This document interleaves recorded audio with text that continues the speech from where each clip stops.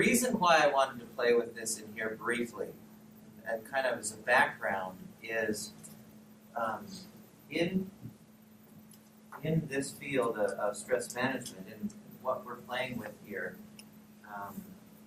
we kind of use this method to help us to create the experience of deep relaxation. And we call this method guided imagery, which a lot of you have probably heard of before, guided imagery. And the essence of guided imagery, and the one we're going to do in just a minute, is essentially, you get really relaxed, so you kind of move this conscious mind off to the side just a little bit, not entirely, but you get really relaxed, and then I describe to you things that I want you to kind of accept. And in stress management, we would use things like, and I've seen hundreds and hundreds of these, where we would use something like a nature scene, or we'd say, okay, now visualize yourself at the beach.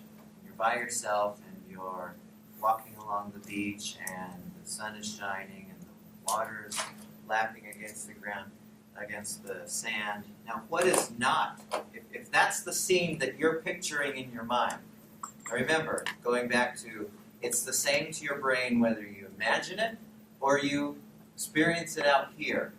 So if I say, I give you that scene that says you are at this place that is peaceful, that's wonderful, that's happy, what is not included in that scene that we've played with, the reason for our stress?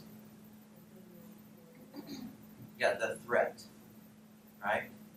So you've imagined a place where there's no threat, and your body goes, oh, well, this must be where I am, because that's the picture that I'm seeing in my head. So I must be safe, I must be okay, then I can relax.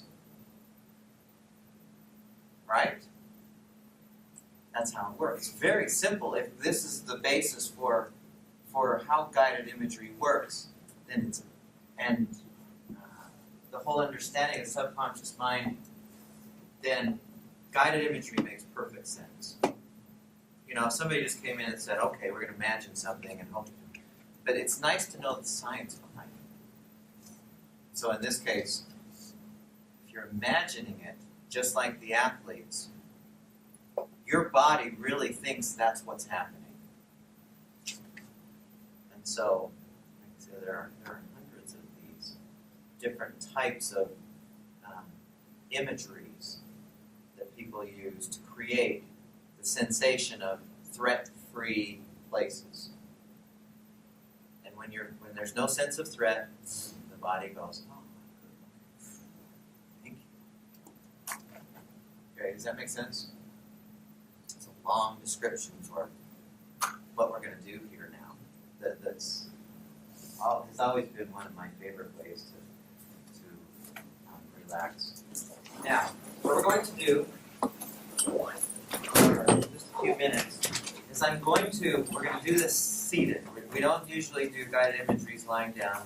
At home you might, but at least in here we'll do this seated. And I want you to think with a couple things in mind. Think about when I guide you through this. A couple things in mind. First of all, don't try hard.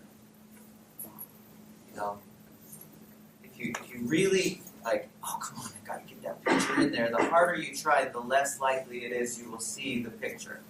So be very playful, be very friendly with yourself, be very childlike with this. And then second, think in terms of unlimited. There's no limit to what you can imagine. So allow yourself to be limitless as we do this. Flower it up, get yourself into it. I'll be describing things, but let yourself enjoy it to the extent that you'd like to. As much as possible, resist the urge to fall asleep. I know that'll be hard for some of you. You can tell we're already pretty tired. You just can't help it then, mind it. Try to resist it. because you'll miss out on the experience. So what I'd like you to do is I'd like you to sit with your seat, so your butt's back at the back of your chair, your back straight up and down. Make sure your cell phones are off